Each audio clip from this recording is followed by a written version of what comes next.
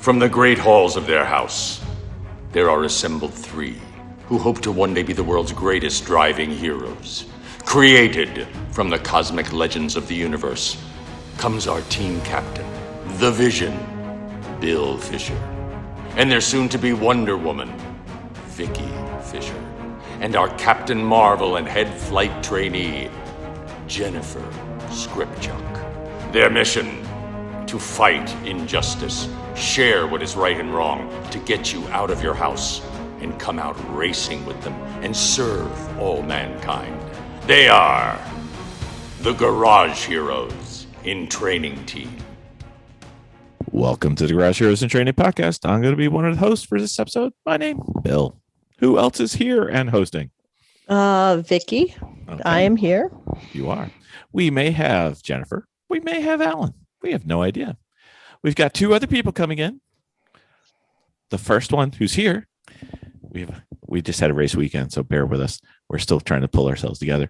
The first one who's here is we met him through Race Bar. He saw us racing. Race Bar! Oh God, we're being taken over again. Race Bar's here. Jen. Here comes Jen. Jen's Jennifer. Almost here. Jen's almost here. Coming. Who else is hosting? Jennifer. There it is. That was easy. So we first met our guest who's here already with this company race team called Race Bar. Race Bar. Yep. Sorry. That one. And he saw us race at the Charlotte Roval. In spite of that, he said, "Hey, can I come up and race with you at Pit Race?" Which I don't know if everybody's aware. We won our class. And then he said, "Hey, what's going on at NJMP?" And I said, "Hey, it sounds like you're racing with us." And again, proof that Race Bar is just full of bad decisions. He says, "I'll come up there too." And he did. And we didn't win. But that's okay. We still had a great time. His nickname is Gingerbot. His real name is Elazar Mann. Welcome to the podcast, Elazar. Thanks. Good to be here. So, Gingerbot. Where'd Gingerbot come from? Gingerbot. I'll tell you about Gingerbot. First of all, it's Gingerbot because, well, I'm a ginger. You are. I know that immediately raises a few questions, so we'll answer those quickly and get those out of the way. First, yes, gingers, we have no soul. No soul. Nope. Devil. Part of the devil. Yes. And the second and most asked question of all is, yes, the carpet does match the drapes. And always important. If you were doing this in person, you would know that because... no, I wouldn't know that. I'm wearing no pants. I'm driving with no pants on. There are certain questions I'm willing to take your word for, Elazar. you can ask any of the Race Bar team. Nope, I'm good. I trust you, man. Because knowing them, they'll whip out pictures. I'm good. They have pictures. I'm sure they have pictures of scary things. Many scary things. Yeah, lots of pictures. So it was a blast to join you over the weekend. I enjoyed being testing the limits of your truck. You succeeded. Finding the weak point. Drove the wheel right off of it. Twice. Almost 3 times, I think. No, 3 times. Well, 3 twice. times. Okay, I thought it was 3. Okay. All right, we'll get into that. Soon to be coming, we have from the Saabs of Anarchy. He lowered himself to a rear-wheel drive car, not made in Sweden. We have Aaron Diamond. Welcome to the podcast, Aaron. Hi, I'll be here soon. Okay. All right, Aaron. We'll see you shortly when you get in. Sorry you're having a tough time getting here from work. If not, I'll come up with a better voice than that soon. Anyway, we had a race. We prepped for a race. How did prep go? Race prep was pretty good, actually. Yeah. Timing wise, yes. Timing-wise, we were ready a day early, I believe. 3 days early. Yeah. For the most part, everything was on Tuesday. prepped. Everything was ready to go. It was very pulled together. Yep. Jen, how was meal prep? You were in charge. Meal prep was great. We everything went pretty well. Except we planned to do the food truck festival on Saturday. Yeah, that was a Which didn't nightmare. That was Pan out too one well. of many sad trombones for the weekend. Yeah. Lesson do- learned. I do have to say, I'm sure that it probably wasn't normally like that, but I think everybody Yeah. being so cooped up from, the COVID, and it was probably one of the very beginnings of the festivals. I think everybody in a 30-mile radius came out. So what happened was we got to the food truck festival, which we were all so excited about. And it was on site. Anticipating, and it was right on site, right up at the clubhouse. And there must have been 100 people in each line to get to the front of the food trucks, each food truck. So it was just insane. The lines were just too long to stand in and wait. So what did we end up doing? Are we doing anything in order? I'm sorry, go ahead. Okay. You're on Saturday night. We haven't even gotten there yet. All right. Where did we race, people? Gingerbread. I think it was your first time there, wasn't it? Yes, New Jersey Motorsports Park, Thunderbolt course. That's What right. did you think? I really like that track. That's a fun track. I'm actually in the middle of 3 weekends in a row right now. I did Lightning the previous weekend, first there, and then Thunderbolt, and then I'll be back to Summit Point for another Mars weekend. Both those tracks in New Jersey are awesome. I love them. There's great technical portions. There's some nice high speed kink kind of corners. I love both those things. And I found out that there is actually plenty of runoff room in turn 1. That was good. That's a good thing. Did you like the octopus? Yeah. I've never heard a carousel referred to like that, but that's a fun corner. Put your inside front wheel right on the concrete and it just pulls you right around. That's a really cool corner. Yep. Sucks you right around. It's awesome. All right. So we arrived. We found out. What did we find out Wednesday night when we're leaving Thursday morning? What did we find out, Miss Vicki? The weather was supposed to be... Try again. Well, I mean, what did we find out Wednesday night? We found out that our daughter had a graduation Friday morning. This is true. And we were leaving for the track Thursday morning. Yes, that didn't happen, and that really set us behind a little bit. Yeah, the week leading up to it, even though the car was prepped and we were relatively prepped, it was a little run your hands through your hair, because at the same time we're buying a house, so just documents are coming in and out. My daughter says I have nothing to wear to graduation, which it's 8th grade graduation, and in our area there are no decent clothing mall stores, whatever, so it was pretty rough. So we missed out in the beginning of getting there early. So Friday practice was out the window since we were 3.5 hours north of there. Jennifer, you guys got in there Thursday though, right? Yeah, and it rained a lot. It did rain for Friday practice. Yeah. But you had the RV had some new shindig added to it. Yeah, we had the interior done to the RV. So awesome. It came out really nice. We were really excited. It was the first time we were able to use it since we've had it done. So yeah. I didn't see it. It was great. I mean, we did. Yeah. I mean, it was good. Didn't see it the whole weekend. My bad. I'll work on it next time. Next time. All right. Friday night track walk. How'd that go? Didn't. It was looking like it was going to rain, and we've been to this track many, many times. I thought Elazar had been there actually, but we'd been there so many times it was kind of crazy, so we skipped it. Probably, I don't know. I think we were being lazy. We probably should have gone. Would have been fun. Yeah, but we were still setting up. We were pretty beaten up to get out there, and we've done the track walk so many times. I mean, we know the track pretty well. It's always good. You learn more, though. Mm-hmm. Anyway, so for those of us playing at home, Elazar, what car were we racing in this weekend? We were racing the trophy truck. The trophy truck. Mm-hmm. That's right. El Jefe back again. Better than ever, maybe. We'll see. Yeah.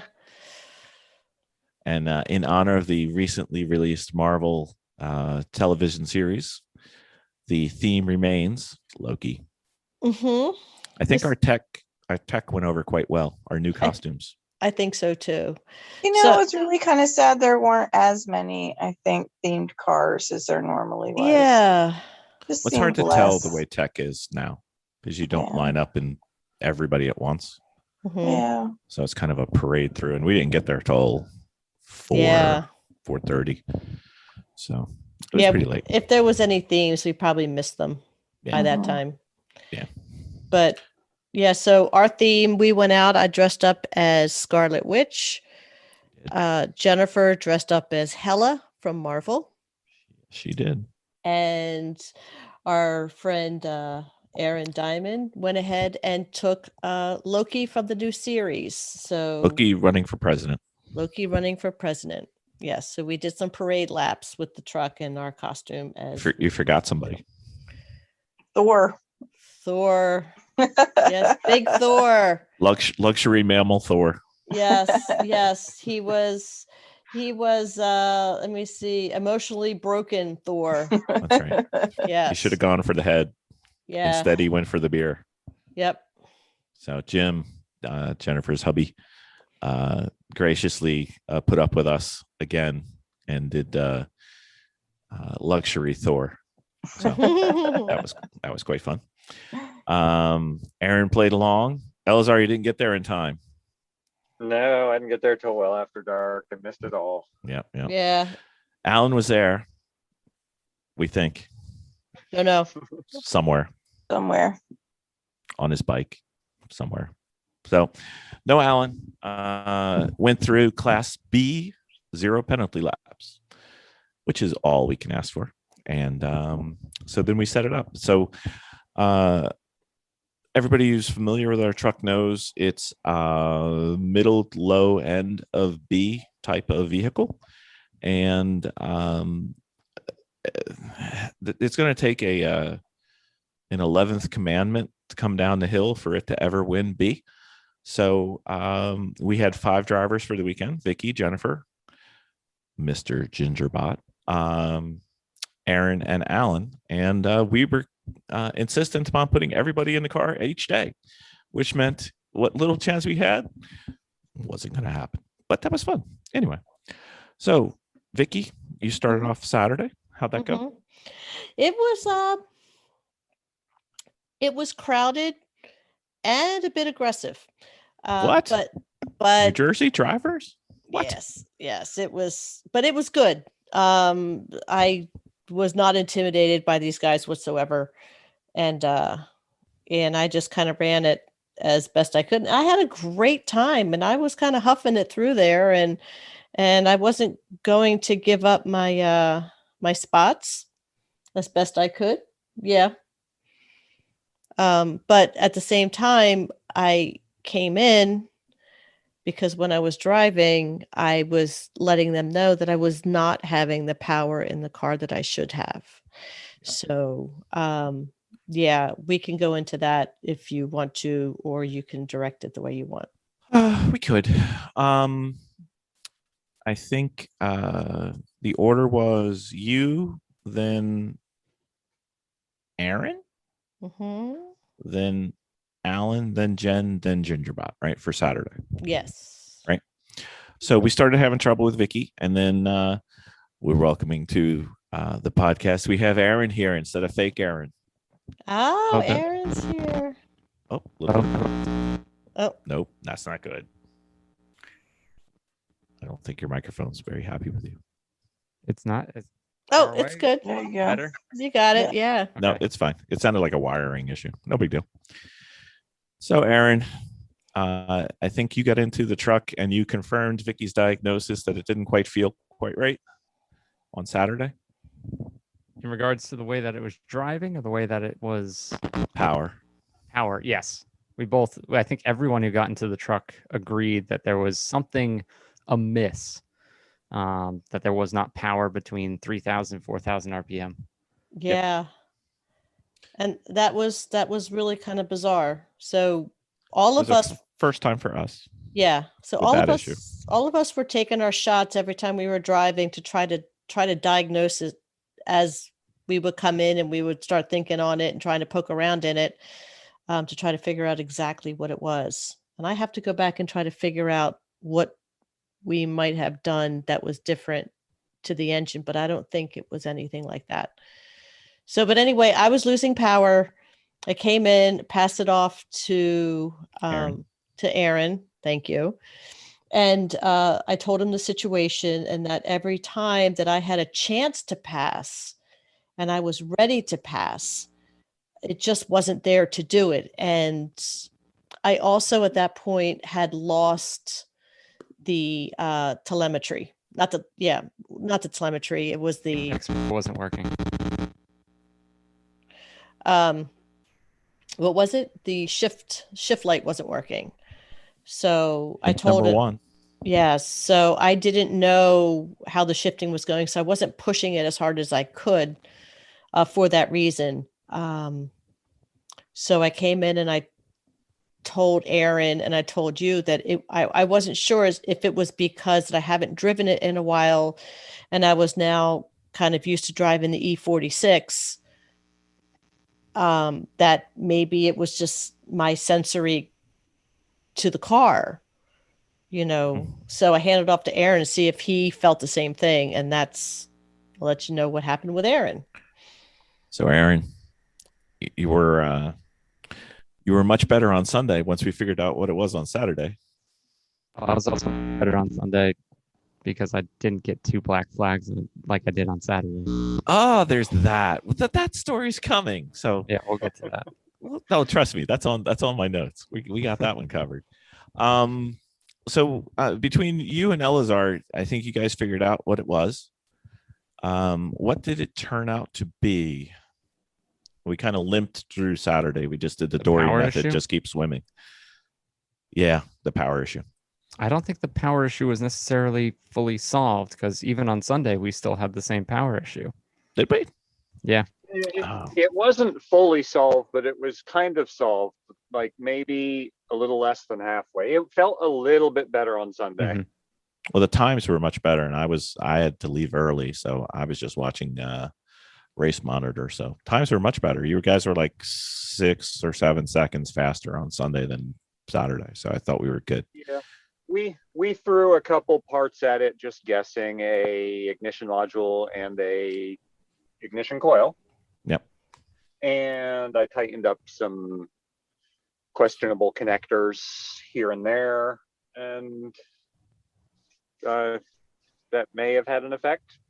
Maybe. All right, so we kind of guessed at it. I think probably we should look at this in between races and try to figure it out. Some of our friends over at 3 Pedal who built the car, and we can blame them. They suggested maybe it was a distributor, and we know we had problems with the alternator, so maybe we'll take a peek at those two and see if it could be it. Any other guesses we might have to do, guys? Well, there was another issue that arose towards the end of Sunday regarding the hard to start, and true. Yeah, I don't think it's a battery issue, because at one point when I turned on the master switch, there was no power at all. So I think it's probably heat related, and it may actually be something in that switch itself or in the length of the positive main power cable. Now, the only thing that I really did different was I put that heat box back in with the air intake. The air intake. So I don't know if that has anything to do with it or something. Maybe the engine's just getting too hot. We've run it that way before, so I don't think we didn't run it with the heat box since we actually fixed it. Well, that's Our one last, race. yeah, our last race was without the heat box. This was the one that we put the box in over the air intake, and that was the only thing that I really think I did different in the engine area. Yeah. So, Well, this is like the next tier of stuff versus, the consumables that we replaced. So now this is going into like next level for me. Okay. Well, since we have two guests who have never driven a trophy truck before, The Hefe. what were your expectations coming in, and what did you see going out? I mean, it's not a Saab, Aaron, so be nice, be kind. It's not made in Sweden. I mean, for me, I have to recalculate. I'm using rear wheel drive. When you wiggle your wire, it gets weird. Yeah. Okay. There you go. Okay. I'll So, try not Aaron, to- Say that again. I'll try not to move. I didn't mean that part. I meant the part before. Well, going from driving a Saab in Lemons, which is front wheel drive, and then going to the truck, which is rear wheel drive. So, I mean, I've driven rear wheel drive cars before, but I've never driven a rear wheel drive truck on track. So I had to kind of just think about it that way, in that, okay, I've got no weight over the drive wheels instead of with the Saab, I have all the weight over the drive wheels and nothing over the wheels that are just along for the ride. Yep. So I kind of thought about that, and am I going to have to drive it differently than a rear wheel drive car with weight over the back? And kind of yes, kind of no. It was a lot of fun. More than Either you way. expected, or? Yeah, I mean, I wish the truck had more power, but it was definitely a lot more. You could throw that truck around so easily, and it corners a lot better than I think anyone expects it to. It does. It does. You got some looks on the track, and some people in the paddock who were like, "What was that?" So that was quite. You gotta Nobody fix the power issue. They under expect the truck. So, what about you, Elazar? I love driving different things. I've driven a lot of different things, but strangely enough, I've never driven a front wheel drive car on the track. It's always been proper wheel drive. So,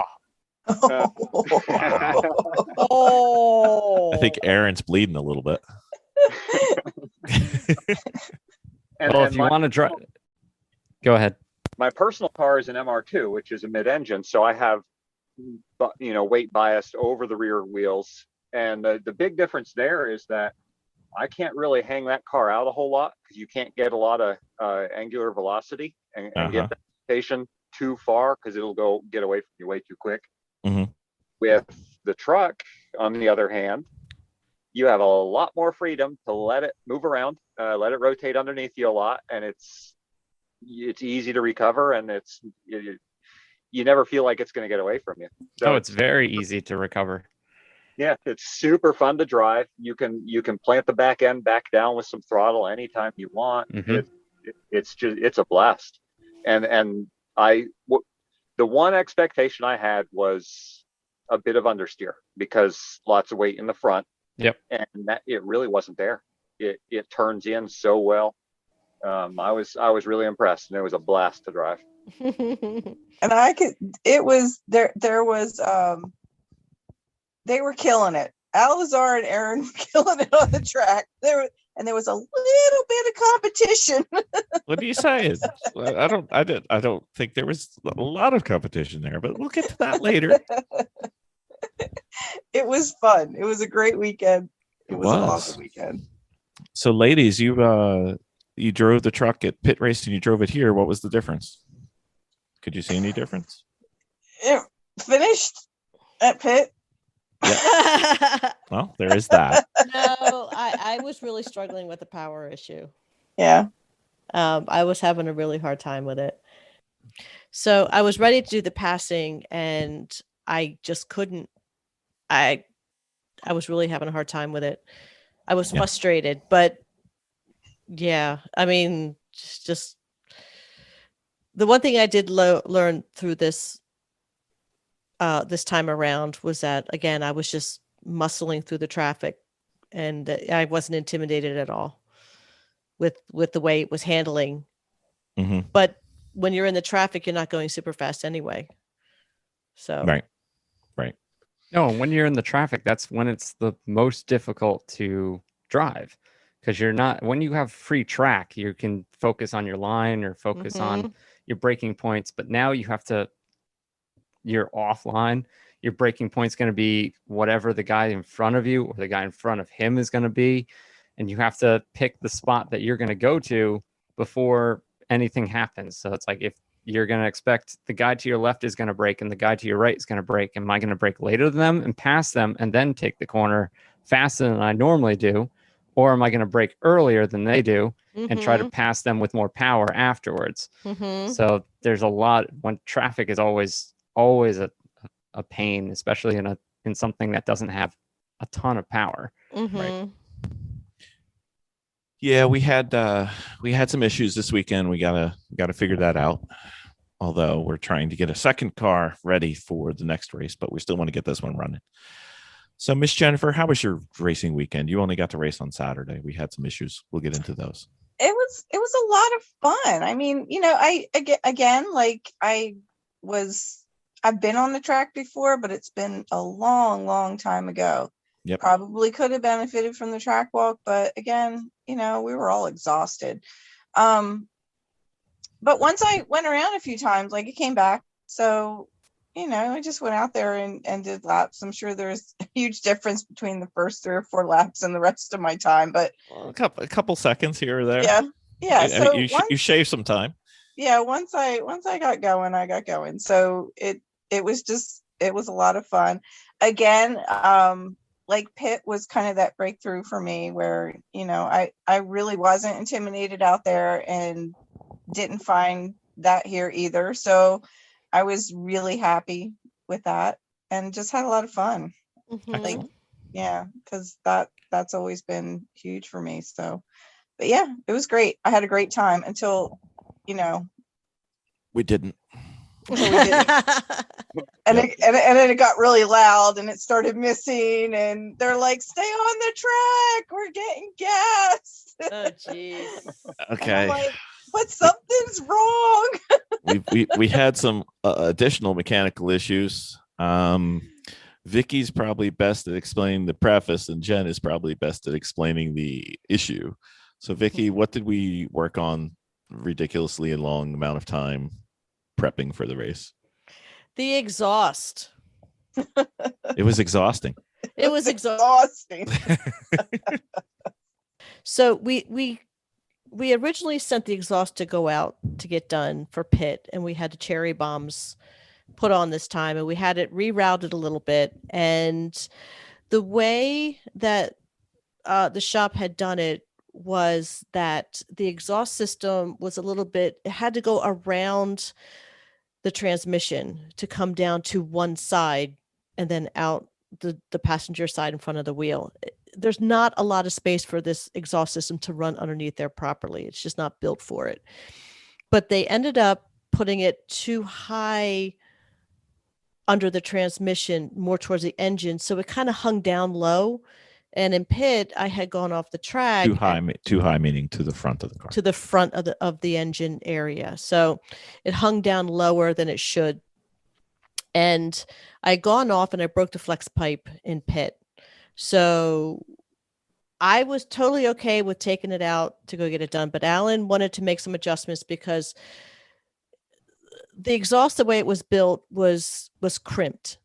It was cinched, crimped, however they do it. So it only came off in like one large piece or maybe 2 pieces, but it was all the way up near the engine part. But he wanted to have it come off in like another piece so we can take off sections instead of having to drop the whole thing.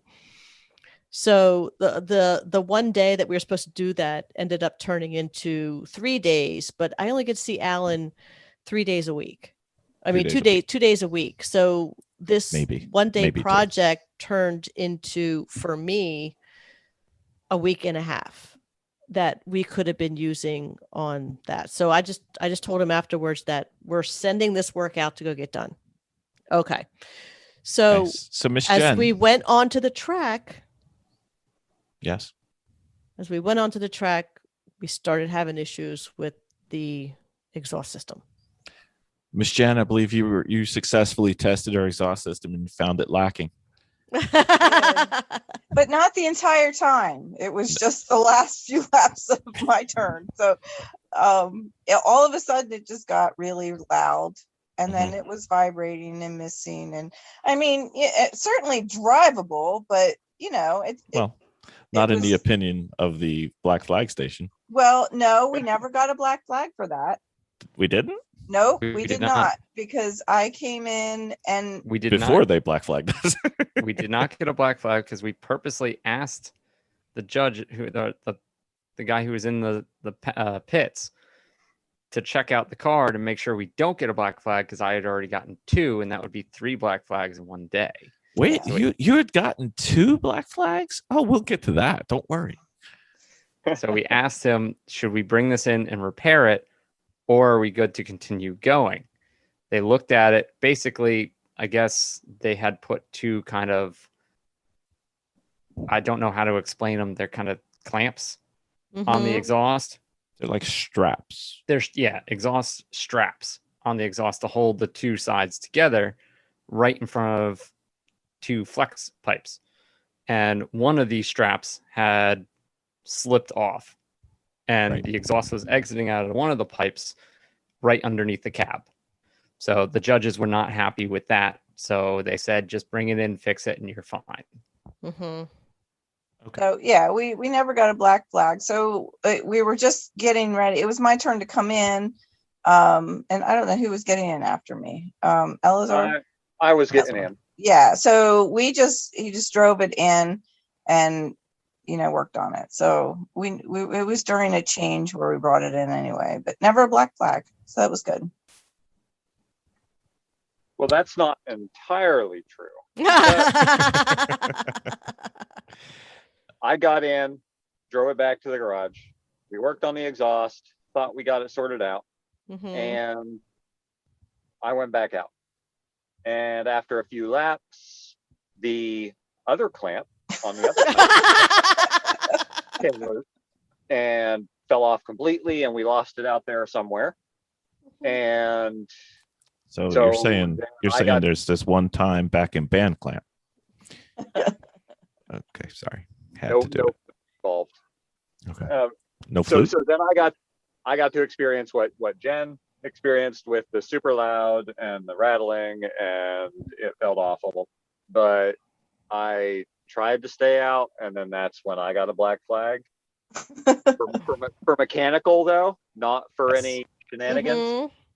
So I came in, I stopped at the judges, and they said, yeah, you really have to take care of that. So when I brought it to the garage, we were missing the clamp completely and didn't really have anything to replace it with, and there was only like 20 minutes left in the race for that day.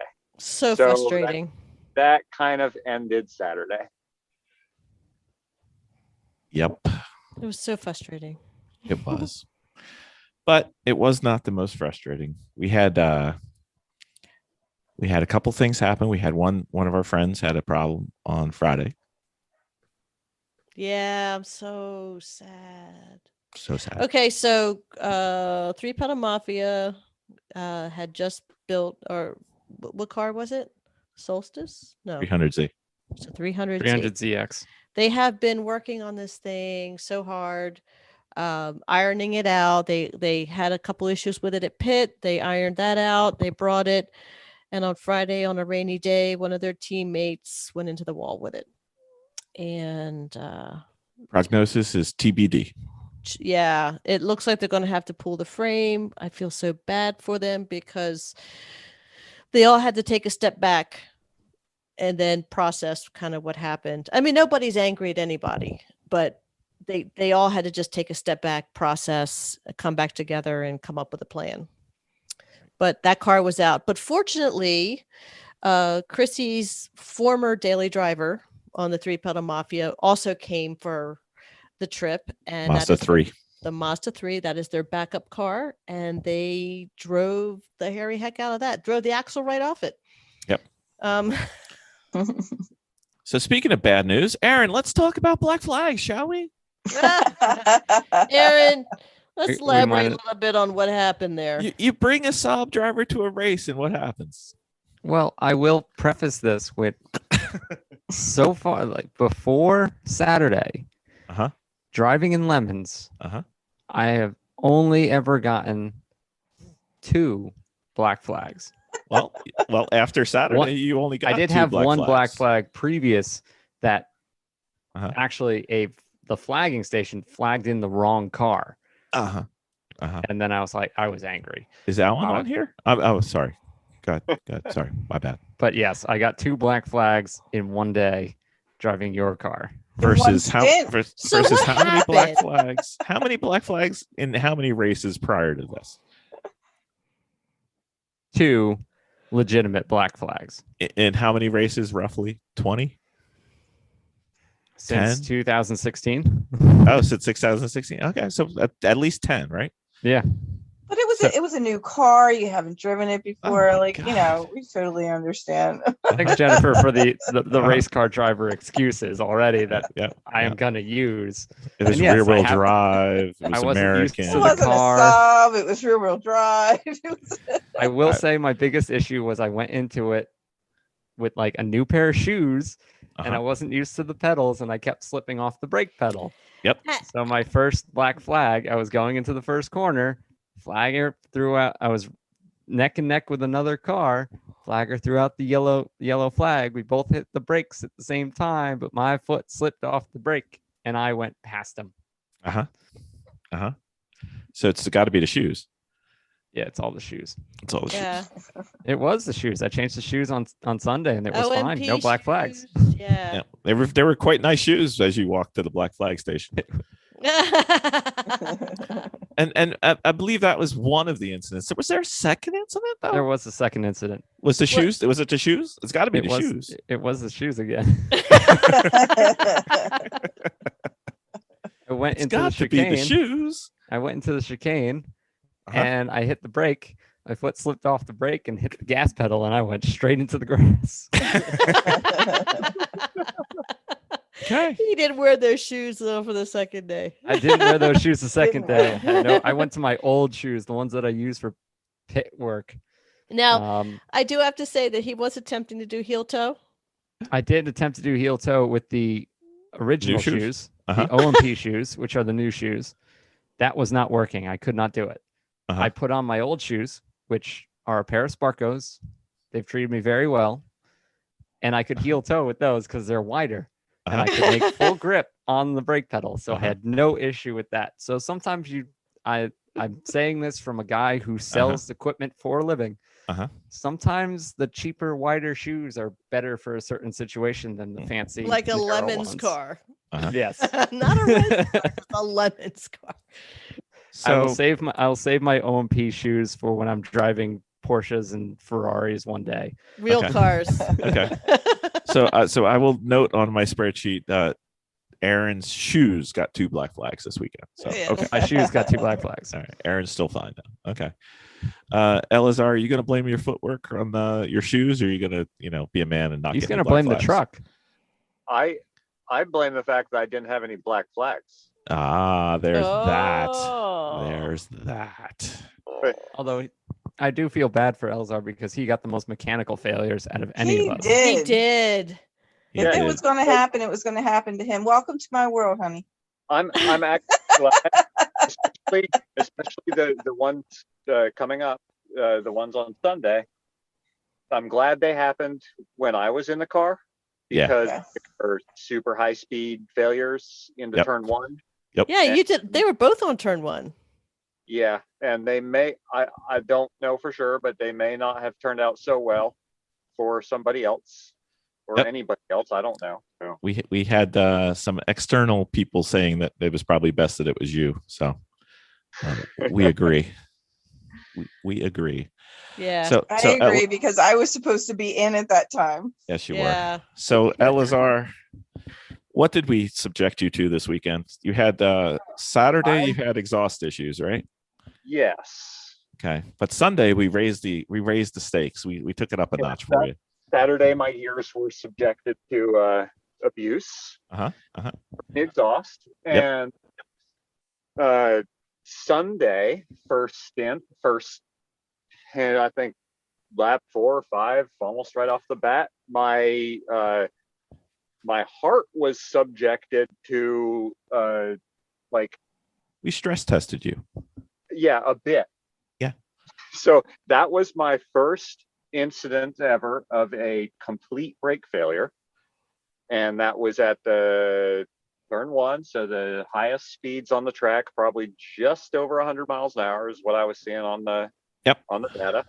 So at about 102 miles an hour, go to brake for, this is lap 4 or 5, so I've got everything warmed up. I'm starting to push a little bit and go to brake for turn 1, and the pedal goes right to the floor. So, no problem. Yeah, no big deal. There's plenty of runoff.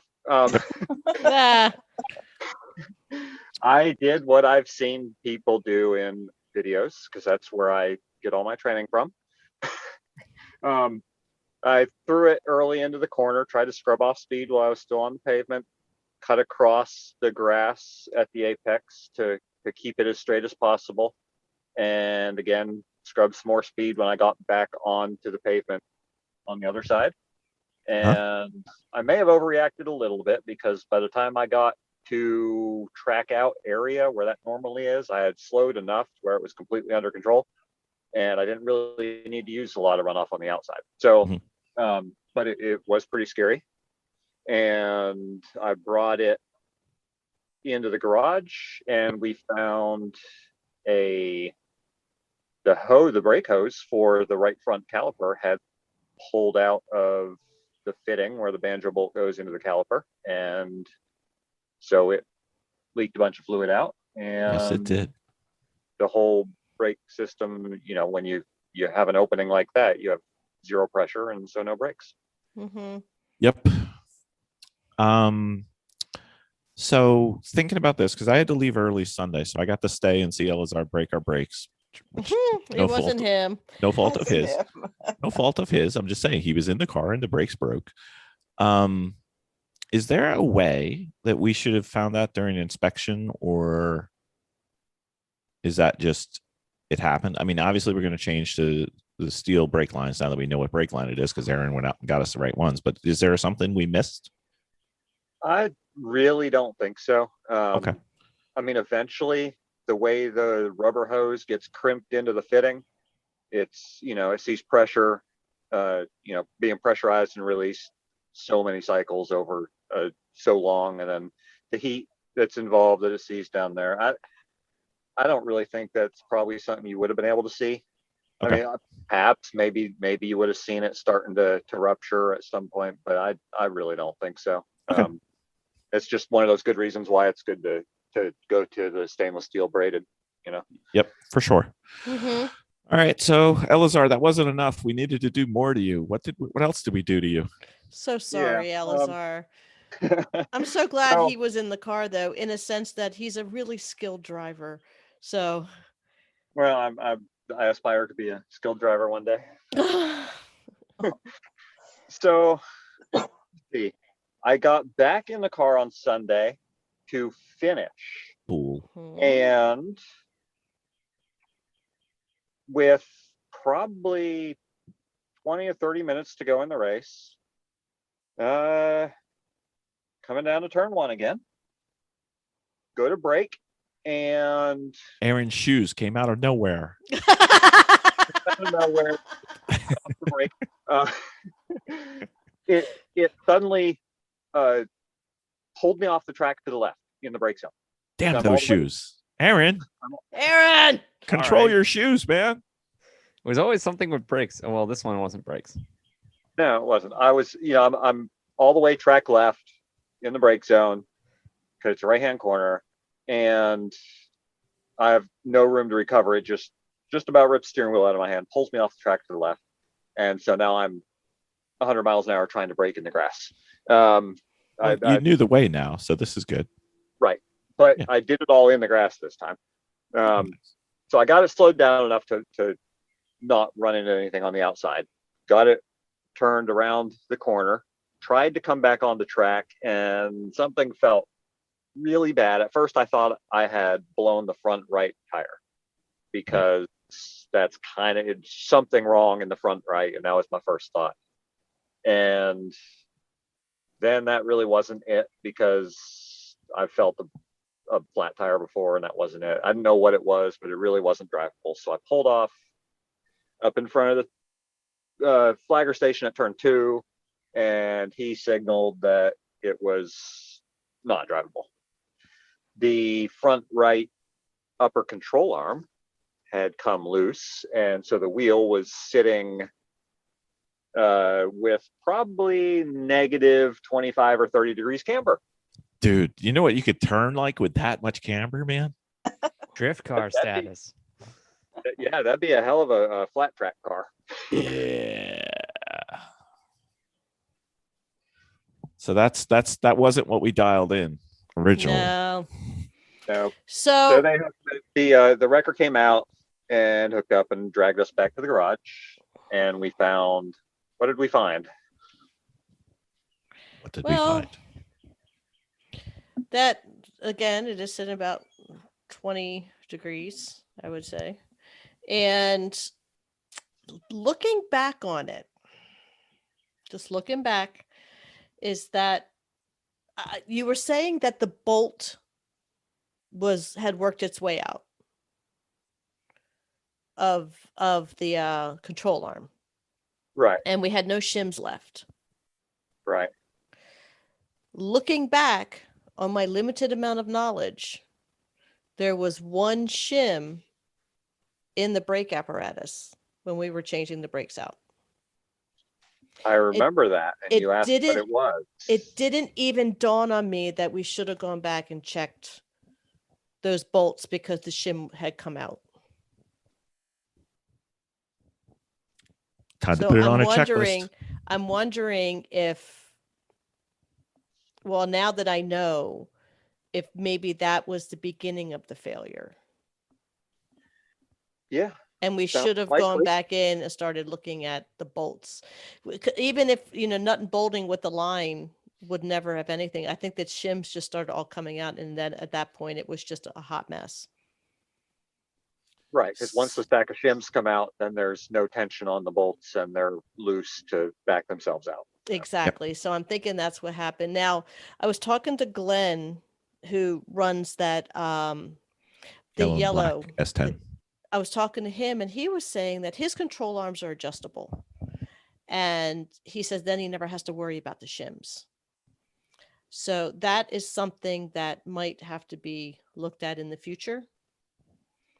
And then we won't have to really worry about that because the camber was pretty extreme for that setup anyway. I mean, for what the stock could do. I think it was pretty extreme. This reminds me of that old Simon and Garfunkel song that starts with "Hello, bathtub, my old friend." Hello? Oh, sorry. Anyway. What are you talking about? Nothing. I usually end up after a podcast sleeping in the bathtub. So do I add this to our checklist? I mean, definitely nut and bolting up in that area is kind of standard. I think that I didn't make the connection that one shim to take the next step on why that shim. I didn't ask myself the reason why. And if I had say it was a lesson learned. It was a lesson learned.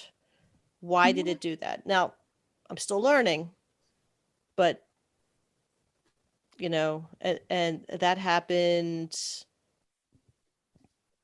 late Sunday, right? Yeah. And he was out there for a little while before that happened. So just that one shim coming out. Okay. Well, I mean, we never said we weren't in training. Yeah. And I'm really sorry, Elazar, that happened to you. So No, that's no problem. That's been my my area of expertise, is finding cars' weak points. I do that And with yes, race you all have. the time. So- Jennifer is very happy it's you and not her, because she did that for us for like 2 years. I'm Yes. happy to take over. Welcome to the team, man. All right. So, not that it matters. We ended up just, in spite of all this debacle of 3 different failures, plus Aaron's shoes, we came in 66 out of 127, which, if you do the math, we missed it by 3 places. Oh. Not too shabby. Yeah, Not see, shabby. Listen, these guys don't know this.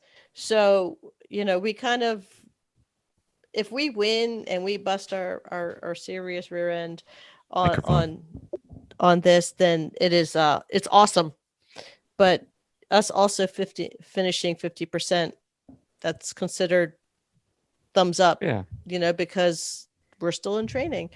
So So I learned- considering everything that happened and not Considered finishing the race, everything, that's yeah. not bad. Like, to me, it's And pretty we had good. we had a few. We had a couple. yeah. But we really All tried. good. We really tried. I learned a lot this weekend. And you know what? It was so much fun. It was a blast. It really was. And having Aaron and Elazar there, you guys, it was awesome. Everybody worked well together. We all got along. Like, it ran smooth. It was great. You guys, it was come back with race with us anytime. Anytime. I mean, It was awesome. I learned so Elazar much. said, "No, thank you." Yeah. I'll leave my shoes at home. All right. Well, if you don't kick the shims out so Elazar doesn't crash, it'll be a whole lot better. So, I was just commenting to these You guys. know what it was? What? was it? He didn't want me to beat his lap. I was thinking about pulling him out. Yes. Yep. Yes. He was close to beating my best lap from earlier in the day, and I was thinking about pulling him out before he got a chance to do that. And I know I should have, Should but I have. went ahead and left him in. Yep. And then he ran another 6 or 7 tenths better than mine, and then he that shim out so that I couldn't beat him. Yeah, that's what he did. But And he it put is. his shoe in the back seat, so you would never know. So I yes, did not know that. I didn't know. I saw you set a pretty fast lap time in the morning. I was like, wow, let me see if I could meet that if I can, depending on traffic. And you had one free lap. Yeah, it's hard to get clean laps to set any times. it is. But I mean, You know really what? with lemons, you That's try not to what get it's about. consistent. Yeah, it's not about fast time. I know. No. But since we're on the subject, Elazar 150.75, Aaron, who was sitting just behind with like a 151.3, somehow you must have changed shoes for one lap and you managed to get a 150.18, Oh wow. Wow. which is pretty cooking in the truck.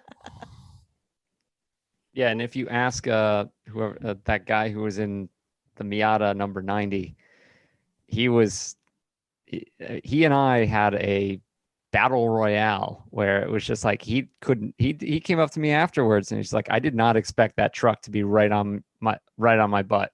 And you were there the entire time. And I'm sitting there just like, why won't this guy let me pass? I know I'm in a truck and you're in a Miata, but come on, just let me go. And he finally, I was able to squeak by him and I just disappeared. That was probably when I did the fast lap. I was just so frustrated about trying to get past that Miata. Well, you know what they always say, right? What? El Jefe is always the answer. They really don't say that. It's a fun truck. It's a fun truck to drive. It's fun. It's a great weekend. Elazar is like, yeah, it's a fun truck to drive when you have brakes and an exhaust and a And suspension. And he's sure he could have got a 150.07 if it didn't break in turn 1. Absolutely, I've been under 150s. Yeah, I'm pretty sure you could have. So we're going to go a little deeper into the truck now. Elazar had recommended that we just start unwrapping tape and see what the connections are. There's that distributor in the back that we should take a look at. I'm going to start pulling the wires out one at a time, take a look at it. We got a bunch of stuff. Yeah. So we're going to start looking at those areas, which is the next tier of our build anyway. And that's when it comes back from getting the exhaust repaired. So hopefully, trying to diagnose what this heat blast issue is, because the heat soak is definitely a drain on the engine, whatever it is, because it only seems to happen when it's hot. I do remember that we were putting Elazar in the truck for his last lap, and then he went in to start it and there was nothing. So Aaron and I decided we're going to try to jumpstart it. So here's us who are not very big people anyway, are pushing this truck down the hot pit lane in full gear, trying to get this thing to go, and it just wouldn't go. And we happened to have Dale happened to be on there, so he didn't yell at us, but he kindly walked up and put his hand on our back on, like, okay, come to the side. You didn't see it, but he threw his hands up in the air when you passed the entrance to go in, because I think that's what he thought you were doing. Yeah, we were trying to push it to the entrance. Well, in my defense, the exit of pit lane into the paddock is slightly uphill. Yes. I knew you weren't going to be able to push me up that hill, and I didn't want to block that entrance. Right. So good cover.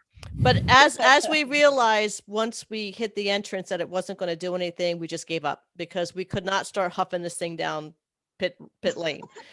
So we gave up.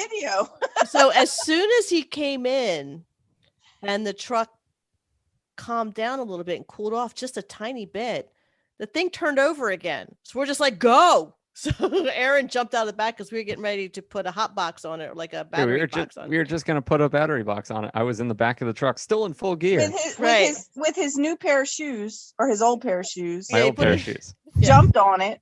Right. And then it went, and we're just like, go. Just go. And that's when I noticed that the problem was not just when you turn the key to crank it, it wasn't cranking. When I turned the master power switch on, there was no electrical power anywhere. Right. And that was on the hot pit. Right. And then when they towed me back to the garage, the whole time I was cycling it back and forth, wiggling things. And then as soon as they unhooked the tow strap right in front of the garage, that last time I tried it, everything came back on. Yeah, so, but it didn't come on like really super strong, but it came on. Right. So that's called fixing it mechanically on our team, Elazar. Well, that's called a lemons fix to get on the track again. Yeah. In your search for electrical gremlins, the hot battery cable from the positive battery terminal all the way to the post on the starter. I would check the entire length of that, every connection that it runs through, goes through your master switch. It goes through a connection at the fusible link, which is in the front the right fender well. Yep. So the entire length of that, I check every connection, clean them all up. I think you're probably losing a bit of current somewhere in that. Some of that could be all it is for the cranking issue. Yep.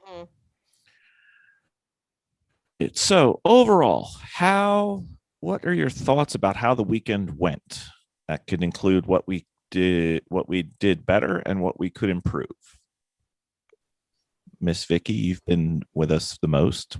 How'd the weekend go? What did we do better? What can we improve? I don't know how we could have predicted what was going on with the truck this time, because we had a very successful pit race, and then the problems happened immediately. Now, the only thing I could possibly think of is to test drive as best that I can. We can't get it that hot, though. We can't get it that hot. So there's no way that I could have predicted that. So not knowing what to do. So having which aspect of the problem? The heat issue.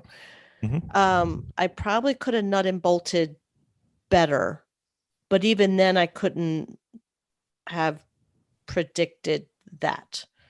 Just a shim falling out. In my knowledge now, I know that I need to double check that area. I think with the mechanically, I think switching out the brake lines, awesome. But I mean, mechanically, I don't know really what more I could have done at the moment. And the freaking exhaust, I'm just not even going to mess with that. I'm just sending it out. Just stop with the exhaust. It's exhausting. The exhaust was I have a exhaust. question on the exhaust. Sure. It's a V6. Can't you just run 2 pipes to either side? Uh-huh. Or is there no way to mount it that way? Yeah, there's lots of things we could do. You know what? The issue that we're having is that technically it's supposed to go all the way out the back end. Well, there's a fuel cell there according to now. Lemon's rules. Yes. So we can't have it near the fuel cell. Correct. And then because it was so short now, we wanted to get it away from the driver's side. Okay. So it wasn't loud. So, well, not only so it wasn't loud, but as we're sitting there in pit row, now you have all the exhaust coming out on the driver's side in the front part of the back end where the wheel, because it has to come out in front of the wheel. And having that wheelie. Stop, Bill. So having that closer to where the driver was, we didn't want to have it coming out there because sitting 20 minutes, you could start having carbon issues. Mm-hmm. So we had to run it down the other side on the passenger side towards the back end, which is why it's run that way. But originally it was run in one solid piece with maybe one area that's a breakaway up towards the engine, which was creating its own problem. So I don't think the routing of it. I don't think the routing of it is an issue. I mean, your reasons for where you routed it are perfectly valid, and the problem I see with it now is it's not supported good enough, and it was relying on those clamps that failed for structural support. Right. So it needs better hangers to hold the weight of it, so that those couplings and connectors are not structural in any way, but only to seal it. I think that would take the issue, really. So we're just going to get it fixed. The thing is that the truck is very, very rigid, and I wasn't sure because of it doing that, the way it shimmies and the way how it constantly vibrates the way it is. I'm not sure if that has something to do with the settings also, the way it was set up. So I mean, we have there are 2 flex pipes in there, so it shouldn't matter that much. Yeah. I mean, I know at the end of it, when Elazar came in, it was a lot louder than it should be. Mm-hmm. And I think I mentioned it to you, Vicki, that I think the manifold may have, or something close to the manifold may have fallen off, or a weld had broken, because it sounded like it was exiting a lot higher up. Yeah. It sounded definitely louder than it should have been. So something is definitely rattling that exhaust off of the engine. Right. So something with the hangers to let it kind of swing a little bit more freely might help. Mm-hmm. Yeah. I like I said, I took it to the shop and just told them what I wanted, differently. And that's what they're going to be doing. All right. So how did the weekend go? You said you don't like the exhaust. How did the weekend go? The weekend was great. Jennifer and I ended up painting a Bob Ross painting on the back of a 37 Buick. Yes, we did. Yes, you did. We should probably give a little detail on that more than that. So Amanda Tully from Mom Roth's had brought her father's. It was a double owned 37 Buick with a caged. I think they put Cadillac stuff in it, right? I think it was Cadillac engine. Yep. So they on a Ford brought this badge. thing. It was It was gorgeous, but it was worn out. Huge. It was huge and it was heavy. And they did end up having issues with it. They were saying that, if I believe right, that if when they were racing it, I'm not sure if it was the transmission area or the axle area, but it would lift up a little bit and it would rumble really bad. So I just saw Donnie Petronic, right? Petruniak always had, the only thing I saw was always his leg sticking out from underneath this car, that I think they were ratchet strapping something up in there to try to hold a particular part of the car up so it would not rattle so much, which is totally lemons. Ratchet straps are made for. Yeah. So I'm sure there was enough holes in the floor of this car that they could probably kind of do something to that. It was beautiful in the lines that it was. It was unique. They won the uniqueness award. I forget how you call that. IOE. They won the IOE. I don't even the track workers award. They did. I think the track workers love to see this thing pass them all the time. I think they love the Bob Ross painting even more. I thought it would have been faster with Bob Ross pushing out the back, but it didn't get faster. And in her Bob Ross painting, she wanted a narwhal, so we put a narwhal on it too. So, yeah, it was awesome. We had a great Saturday night. Jennifer and I were just double teaming this car with our paintbrushes, so that was awesome. It was so nice to have everybody back together again, and a little bit more relaxed and not so much separated as much as we were before. So. But it was a wonderful weekend, and I enjoyed being able to. It was disturbing to have to work on our car again, but it was nice because I felt the teamwork of when that car came in, we were on it like bees, and just working well together as a team, which was incredible. Okay. We're letting the ladies go first, and then we'll let Aaron's shoes come in sometime after this. Miss Jen. Yes. How was the weekend overall? What did we do better? What can we improve? Like Vicki said, I don't think that anything that happened was predictable. It just happened. So aside from that, I mean, the car braking was probably the worst part of it, or the truck braking. It was probably the worst part of it. But the good part is, like, it was fun. Like, we just kind of, we worked well together. Something was wrong, came in, everybody just kind of jumped on it. It was very kind of relaxed and low key. It was great. It was fun. It was a great weekend. It was nice to see everybody. It was awesome having Aaron and Elazar there. So yeah, it was a good weekend. All right. Ginger Bot, you've been subjected to working with us, and now you're working and driving with us. Yeah. How was the weekend? Well, great time as always. Even a bad day at the track is still a good day, Yep. I think it's difficult to go to your next event after a win because you've set some high expectations, and obviously in Lemons they move you up a class, so then you don't really expect much again, but you still underneath a little bit you still have that expectation because you had good success, but with the things that failed, and there's no way you can predict everything. So no amount of inspection or prep can cover everything, really. You do your best, and you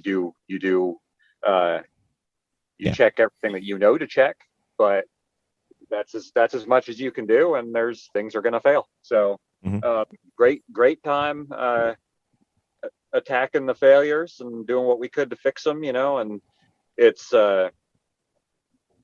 great to see everyone able to work together without really panicking. You identify the problem, you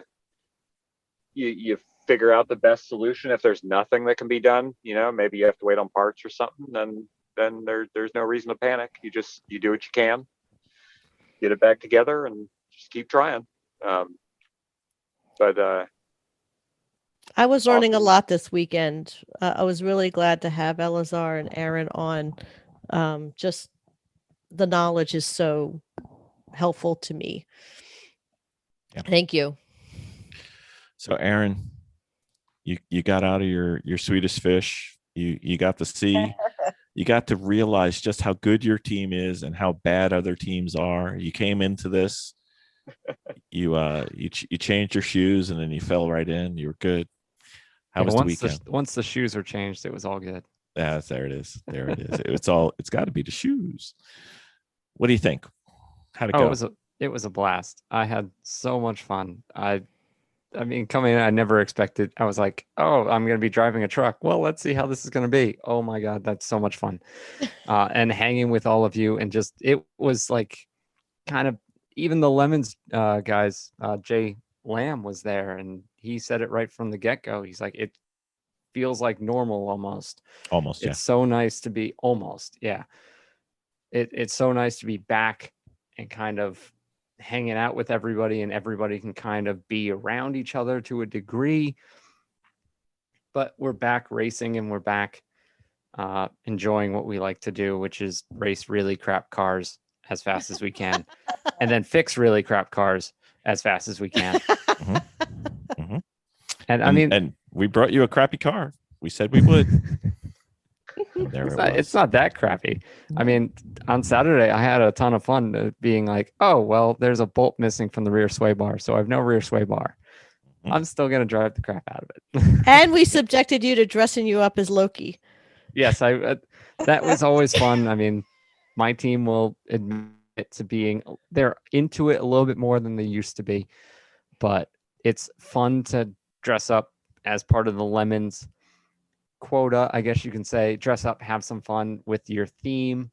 And yes, you got me to dress up as Loki, even though I admittedly have not seen many Marvel movies and need to. That's okay. We can take care of that. We'll bring a movie screen and we'll play them throughout the weekend then next time. And he made this little girl's day. Let me tell you, she really did. In awe. And I'm like, oh, sweetie, do you want a picture? She was just so shy, but oh, she was so excited. She was so excited. That's awesome. Okay, so let's go with race weekend highlight and low light. We'll go reverse. Aaron, you get to go first. Well, I can start with the race weekend low light, I guess, is me getting 2 black flags. I'm not proud of that. Two black flags. I'm not proud of it. Wow. Stinking shoes. Freaking Yes. Rick. Rick's shoes. But the truck didn't wreck, didn't hit anybody. Like, it wasn't anything terrible. Just little things, Okay. Nobody got hurt. All right. Nobody got hurt. What's the highlight then once we get past the shoes? I mean, can I pick one highlight? No. It was just it was nice being back in racing. I mean, I actually didn't race with my team the last race. I just crewed for them. Right. And it was a friend of ours' car that we kind of brought back to race again. We did race. I'm getting really confused. I don't remember 2020 all that well. We tried. Try to forget. But yeah, I didn't race my last time, so it's been a while for me personally to be back in the car in a Lemons race.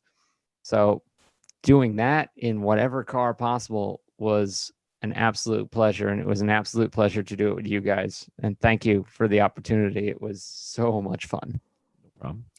Gingerbot, what do you got? Highlight, low light. Low light first. I did not get there until late Friday evening, so I missed the BS Tech. I missed the dress up and playing the theme. Missed it all. Was that the highlight or the low light? I can't remember. That is the low light. Oh, okay. Like it or not. Not the brake failure, not the control arm failure. No, those are just things that happen. Yep. Deal with them. missing all the fun shenanigans. That's, I'm coming from Race Bar here, and that's really what we know how to do best. So missing that is yeah, it's definitely a low light. Highlight would be finally getting to be on the world famous Garage Heroes in Training podcast. Wow. So sorry. You're really cruising for your own episode. I see what's going on here. You got an invitation, Gingerbot. You're coming on. No worries. Oh. That was excellent sucking up, by the way. Miss Jen, highlight, low light. The same as my last two answers. The low light was probably, the issues we had with the car, but again, couldn't help it. It just is what it is, and couldn't predict it. I don't think you mentioned being coming off of a win, but I don't know.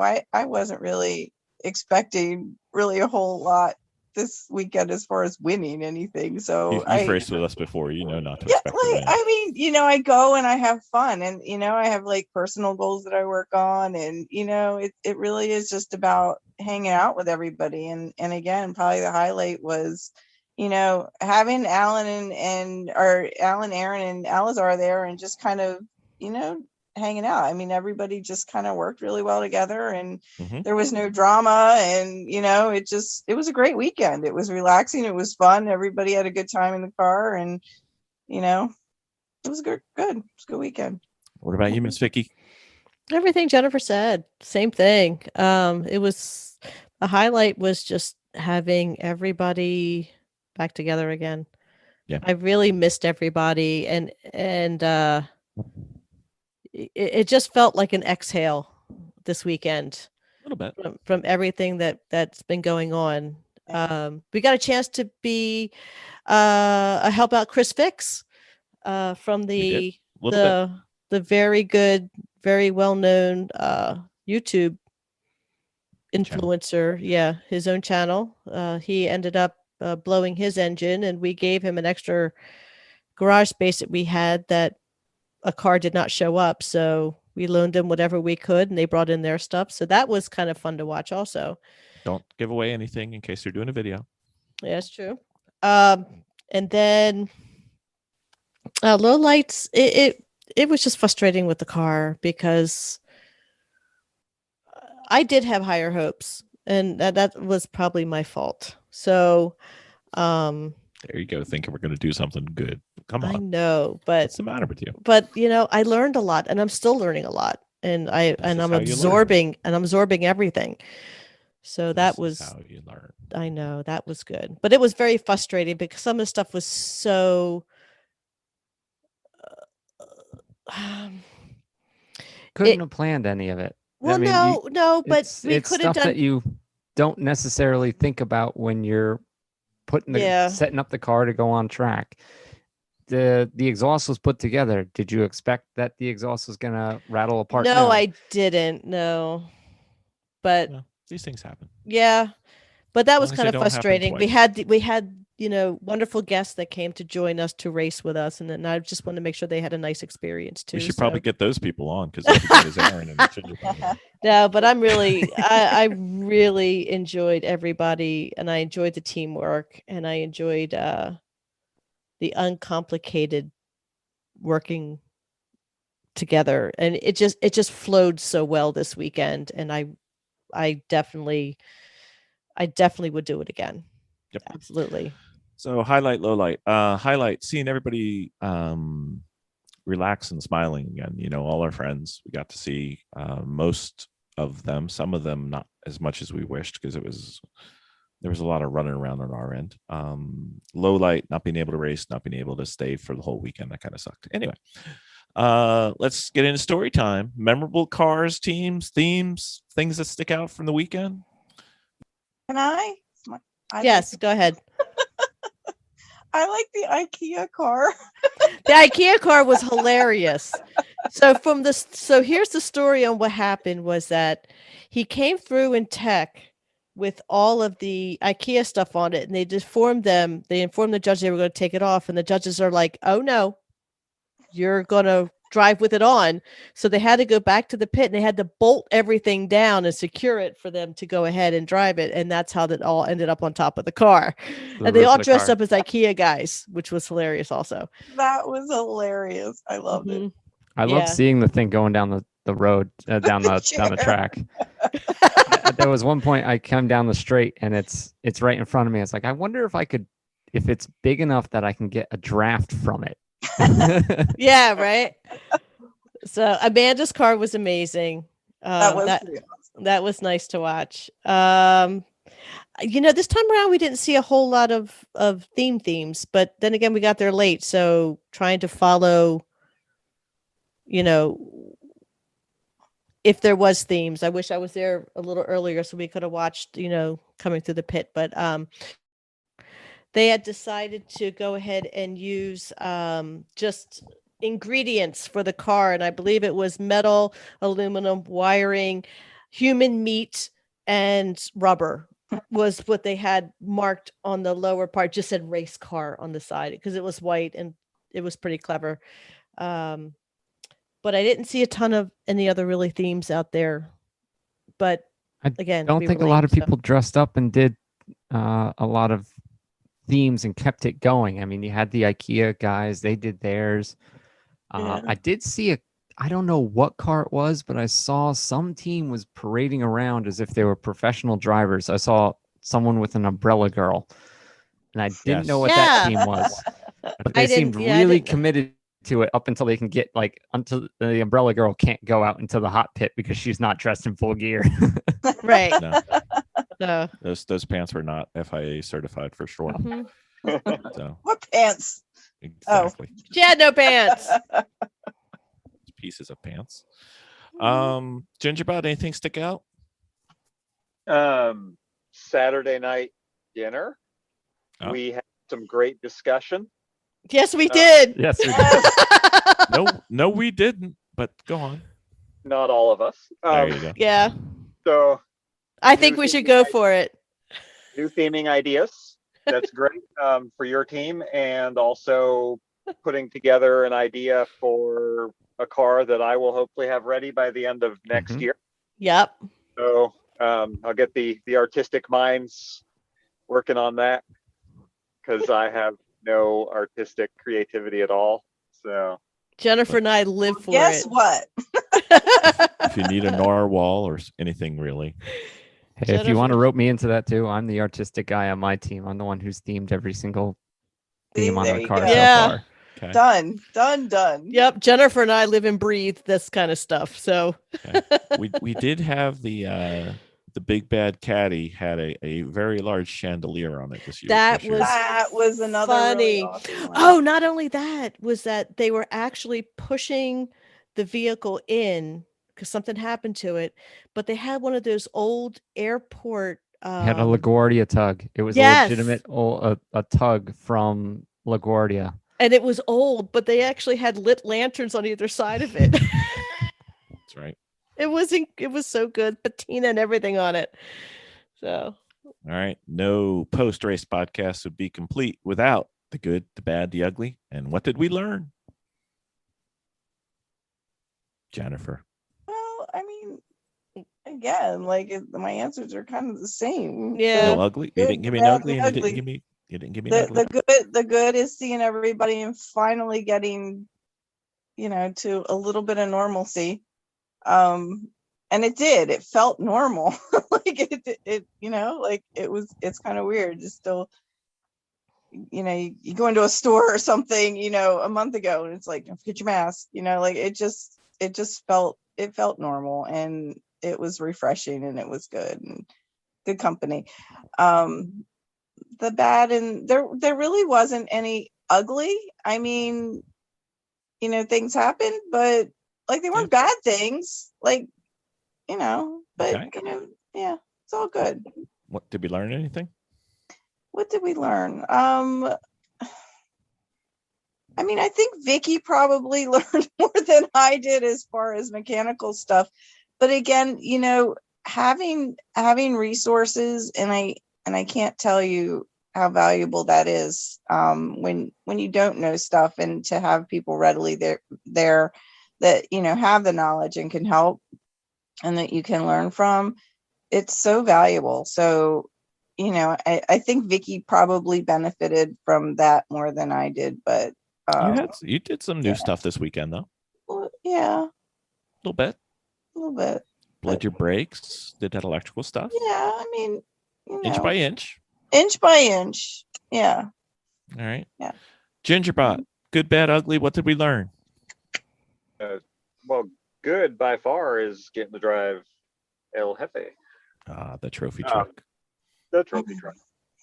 Bad would nothing really for us. I mean, we had some failures and then some things to fix, but I think probably the biggest bad would be the Three Pedal Mafia and their car going out. Oh yeah. Agree. Before the race even started. That was really terrible to see. Mhm. Thankfully, no one was hurt in that. That was a pretty big hit. Looked like. Yep. Ugly. Right as we were packing up and about to go, a individual from another team came over and was talking about difficulties they were having amongst themselves and that they probably were parting ways, and that's always sad to see, sad to hear. So things like that probably would go in the ugly category, and hate to see it. But I'm sure they'll all, wherever they go and whatever they do once they part ways, I'm sure they'll continue to enjoy racing, because that's what we all do. Yep. Any learnings from the race? Anything you're going to sit there and say, "Woof, I'm going to do that again," or not going to do that again? There's things I can learn and apply to my own racing that I do, and really anywhere I go. But I think it's just, and it's basically anytime I'm on track, anytime I'm at a track for a weekend, just the significance of how important preparation is. And I do a terrible job at that on my own car. So it's something I need to do better at, and it's something I learn more about and learn the importance of more and more every time I'm out at the track. So seeing other teams have failures as well, because I've had plenty of things break on my car, and it's been as a direct result of oversights of mine, that things I failed to check. So seeing other teams have this, some similar kind of issues, things that could have been checked, or maybe things that just were impossible to ever predict. But just the importance of preparation. So that's definitely something I'm still learning. All right. Our Swedish Sabanarian, I guess. Our Swedish meatball. It's about the only flag we didn't get this weekend. Yes. What do you think? Good, bad, ugly? What did we learn? I mean, the good, I'm with Elazar, and the fact that I got to drive El Jefe, that was definitely a highlight, and hang out with you guys and have some normalcy to being back on track. Thank you for your brother coming. It was nice to see him again. Yeah, he decided he wanted to come down, check out some of the racing. He missed it too, so he wasn't driving, but he just came and hung out with us for half a day, which was nice. Yep. I guess I don't know if it would necessarily be the bad, but it's kind of like the I was working, besides just working with my team and helping you guys and everything. I help out. I sell racing equipment for a living. So a lot of the people that I saw that I helped out get a whole bunch of gear, their cars ended up breaking. Right. Pretty catastrophically in some cases. And it was not your gear, but not the gear, just their car. Yeah. So it was just I tried to help them out in any way that I could. Two teams in particular that I helped out as much as I possibly could. One of them was Chris Fix that I had a hand in with, and another one team that they literally bought their car on Friday and decided that they wanted to do lemons. And that was a team P1 Exotics. that I helped out basically set up all their safety equipment in the car because they didn't know how to put it together. Right. Ugly. I'm now going to have 2 sets of shoes, one for driving fancy cars, one for driving Lemon's cars. That's a good plan. Or bring your own grip tape from a skateboard shop. Yes. Or bigger brake pedal. Yeah, bigger brake pedal. Maybe that might help too. Did you learn anything? Did you realize, hey, my team's not that bad. Look at these guys. Anything? Oh no! I mean, every team has their own quirks, and yeah, this was a learning experience for me in the fact that this was the first time I was, quote unquote, an arrive and drive. I'm usually the one who's working on prepping, getting everything ready, packing, and bringing the car to the race. I didn't have to do any of that, and it felt very weird. Case in point, I showed up 3 hours before any of you did, except for I think Jennifer. I didn't know that. I'm like, oh, I'm here. Anyone else? We were supposed to be there a day ahead, so it wasn't you. Well, there was us. rain and traffic and stuff like that, so that's totally understandable. But it was different. That was definitely a learning experience, and I was very nervous going into it, just being like, this is not my car. I'm not used to this. It's like, how do I help in any way? So that's basically all I did. I put myself out there. It's like, oh, you need this? I'll help do that. Whatever you needed, I was there. And it was a lot of fun to just drive and not necessarily have to worry about that, I guess. Yep. But still, I like prepping too. So cool. All right, Miss Vicki, you're batting cleanup on this one. Or, yeah, cleanup. There's 4 people. What do you got? Good, bad, ugly? What did you learn? The good was learning from the guys. I can't express enough how much I appreciate that, and helping out on the car knowledge. It's just like my goal right now. So that was amazing. And then the bad, I will have to say Chrissy's car. The Z? Yeah, the Z. That made me very sad. And I felt bad for the teammate that did it because I've had to hug my sister twice over it. And I just wanted to go find Jim and hug him. I had to go find the teammate. I had to go find their teammate and give him a hug also. Because I can relate to it, on how bad that felt for Jennifer, that I just wanted to go let him know. It's like, it's okay. Shit happens, So, and the ugly, I didn't have an ugly. Okay. There was nothing ugly about this weekend. And what I learned, just more about the cars, and no, I guess I learned how to paint a Bob Ross again. Yeah, with a narwhal. Yeah, with a narwhal. I learned how to paint a narwhal. I actually think one of the penalties this time was a Bob Ross. They had a Bob Ross, and it was in pastels. Yeah, and we did that. Yeah, it was funny because when we were doing it, they were just, we had this audience of people that kept floating through, and they were just like, "You're not talking like Bob Ross. You're not giving us the lessons." So, yeah, all right, successful. How about you? Me? I didn't do anything this weekend. What is your thoughts? Good. Starting to see everybody be able to get back together again. Having 2 more people race with Garage Heroes, always good. Always good. Saw some new teams come out. Chris Fix's team had never raced Lemons before. Hopefully they'll do it again. They've told me that they are planning to come back. Ooh. That just proves that we're not the only people who make bad decisions. So that's great. Bad.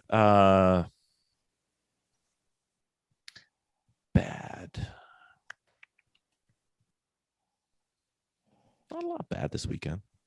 Couple cars blew a few engines. It's always kind of normal-ish, but you never wish that on anybody. It looked like our friends at Pomp Critical had some trouble with their car. Car looked great, ran great, and then didn't run. So hopefully they'll get that all dialed up and good to go.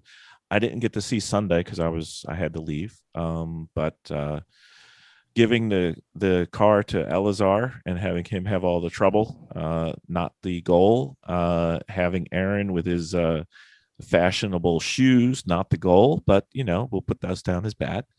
Ugly. Three Pedal Mafia's car. I know how long they've been working on that car. We went to the original cage party, and that was 2 years ago in February. So more than 2.5 years, and hopefully the car is fixable. That would be wonderful. What did we learn? Well, my spreadsheets got longer, and that's to the surprise of absolutely nobody.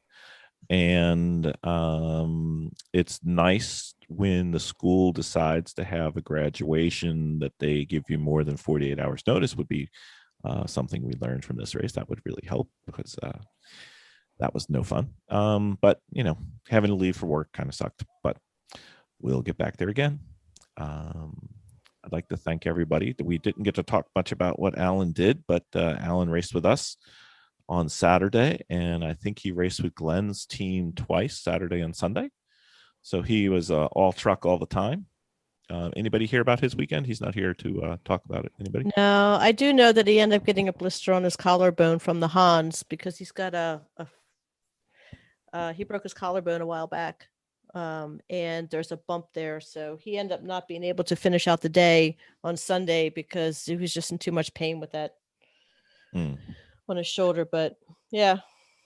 Well, it was good to have him back out on the track. And, unless Glenn starts his own podcast, I'm assuming he'll still be here. No shot, Glenn. Just messing with you. Elazar and Aaron, thank you for coming. Appreciate it. Elazar, we need to have your episode come on soon, some point, whenever you're free.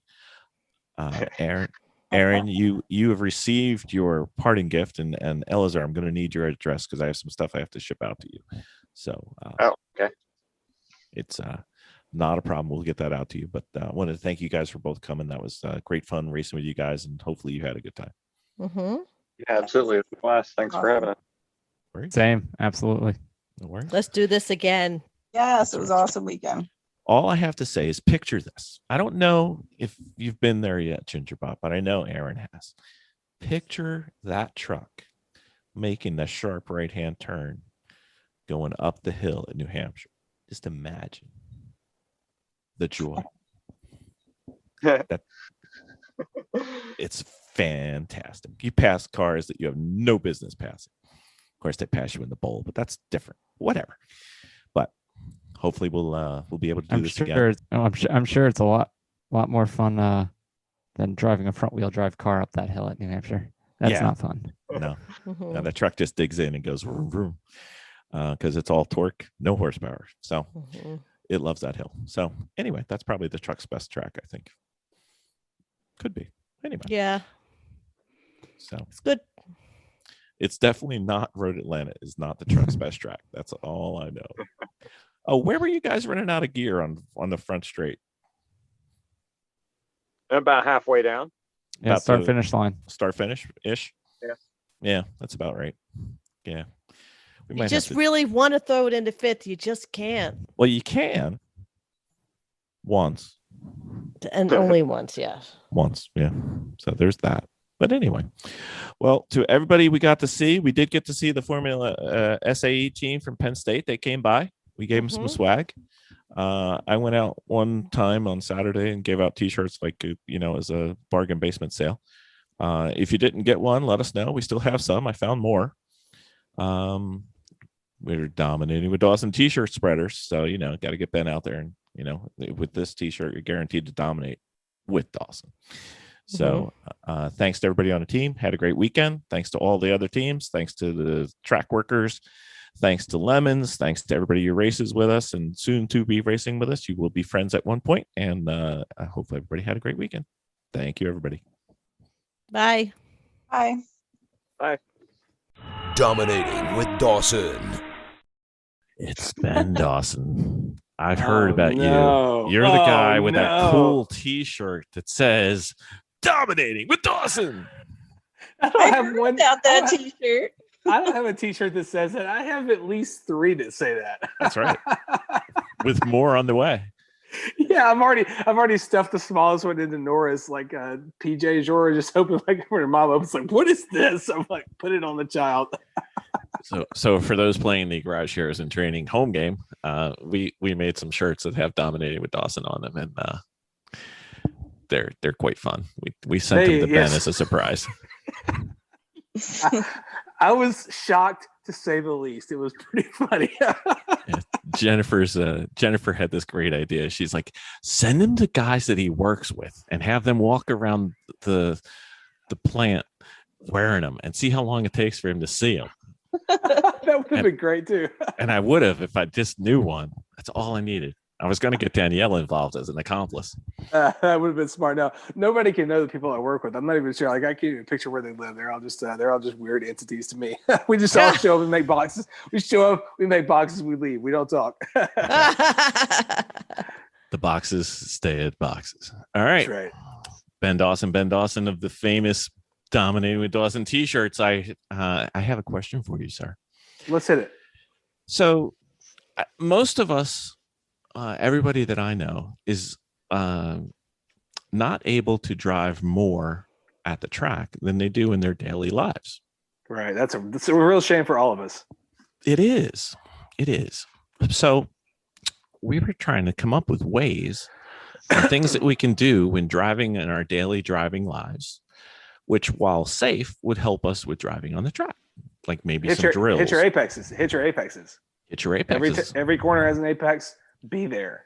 You don't have to be extreme. You don't have to hit the curb, but chart your arc through a corner just like you would if you're racing. Hit the apex where you want to. I mean, and don't transgress outside of your lane lines. But I mean, I like to say, like, all right, I'm making this left turn from a left turn only lane. Like, where do I really want to put the car to be tracking out? I mean, I drive everything. I love driving, so like everything is always a game. Whether I'm at the track or not, I'm driving like I'm at the track. At least certainly within the bounds of the speed limit. I'm not chirping tires or screaming around, but I'm mocking it up. I put the car where I want it to be. I mean, I'm sure if you're to take it to the full extent of all the inputs, I'm sure if you're driving behind me in traffic and we're headed toward a red light and everybody else has been on their brakes forever and I haven't touched mine yet, the people behind me are like, what is wrong with this guy? But I mean, I'm going to jump on the brakes when I feel like it. The car's not going to be that upset. And you can still balance a cup of coffee on the hood by the time I slow down.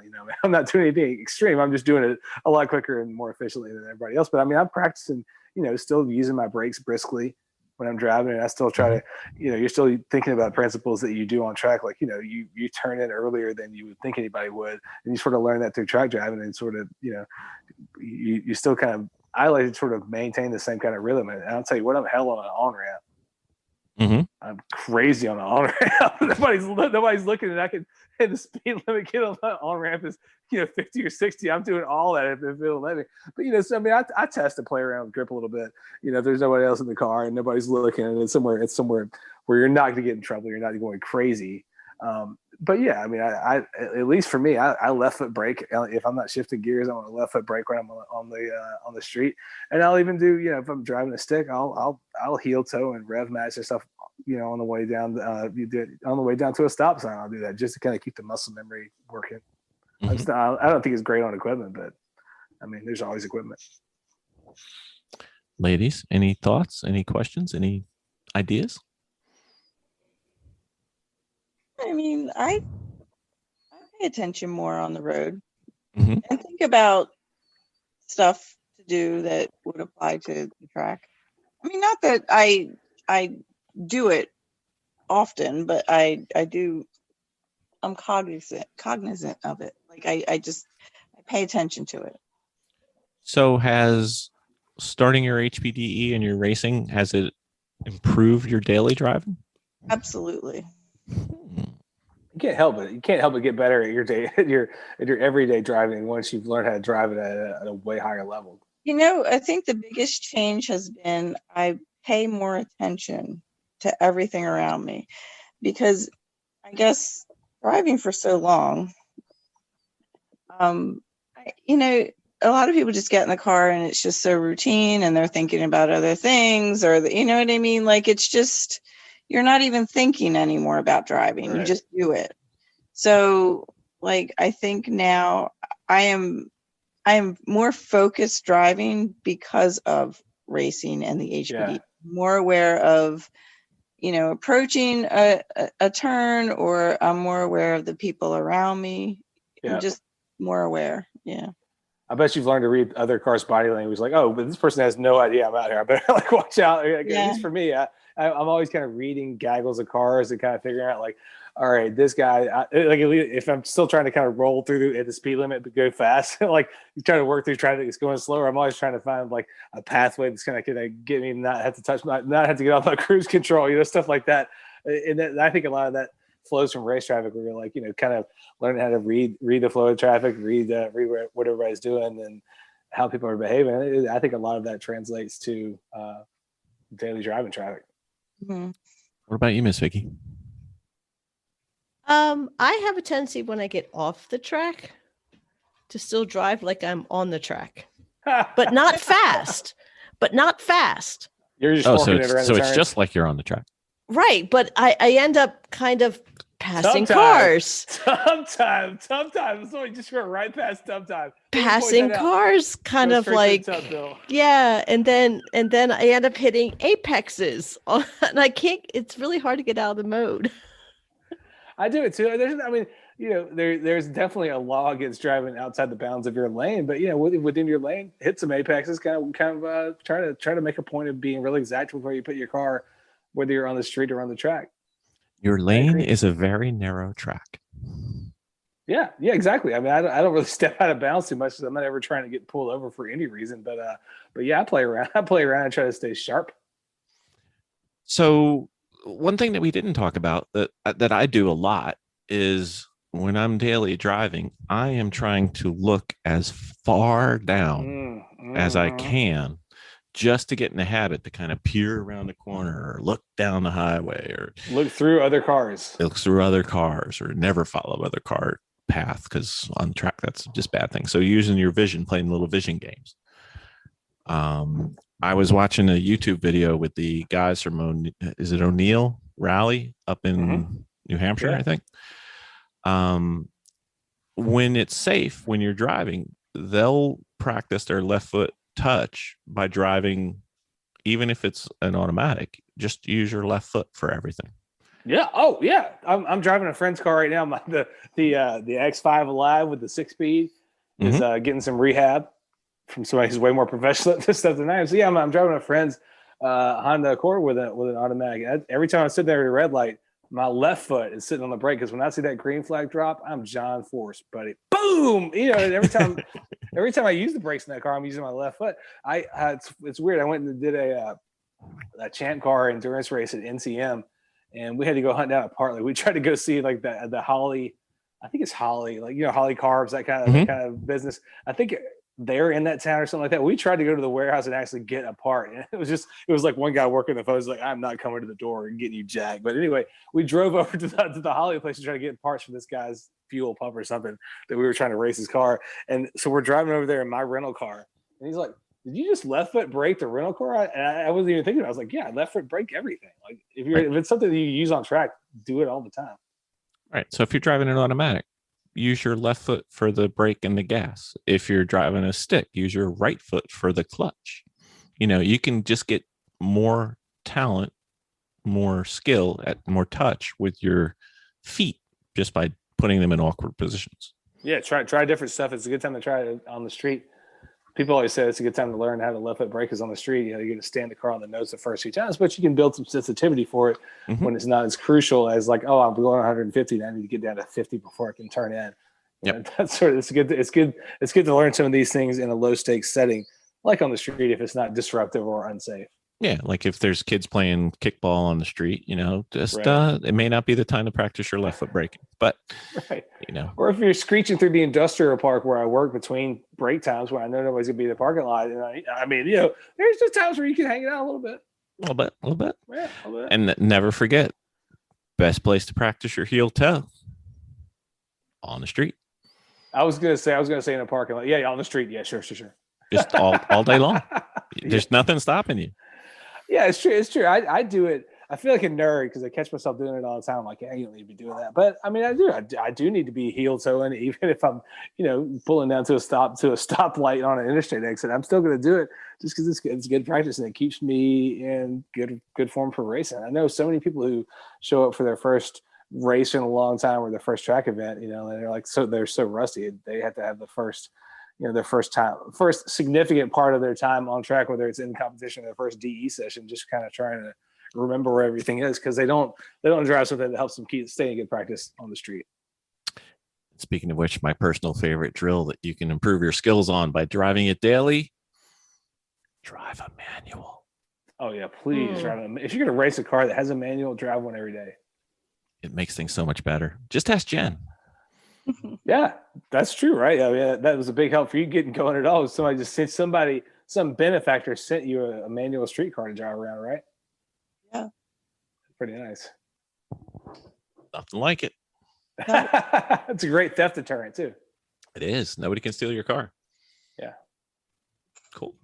So think about it. You can work on stuff that will help your racing just on the street. Just be safe about it and make sure, hey, I need to work on XYZ, whatever. Yeah, I think it's fun. I'm obsessed with driving in general. So like anytime I'm doing it, I'm like, this is my hobby. This is the fun thing I do. So I have a 40-minute commute to work. And I'm like, there comes about 40 minutes of fun. And so I'm unnaturally obsessed with just the act of driving. But yeah, I think we all should be. I think there's something we can all be doing while we're just driving around doing our mundane day-to-day stuff that will make us faster on track. Keep us faster on track. And faster is better. Yeah, and I think a big part of it is maintaining what you've developed for the track. Is easier when you perpetrate it day after day, or at least you mimic it the best you can on street conditions. What do you think, Miss Vicki? You seem to. I drive an automatic. By choice. By choice. That's great. You're gonna be good at left foot braking then. Mm-hmm. That sounds like a no. Yeah, I need to. Well, I don't really have a stick except your cars. I mean, I have it's a Suva, so I drive. You have a hangar full of vehicles. I don't really have a blah, blah, blah. You have a whatever. Like you guys can. I know, but I can't drive my Miata because it's actually with track. You can drive your Miata. It's very stiff. It's very stiff, and I can't haul anything in it. I got like a dog and boxes, I drove my Miata on spec Miata suspension with race bucket seats and harnesses for years. Also, I was really idiot, but yeah, I did that.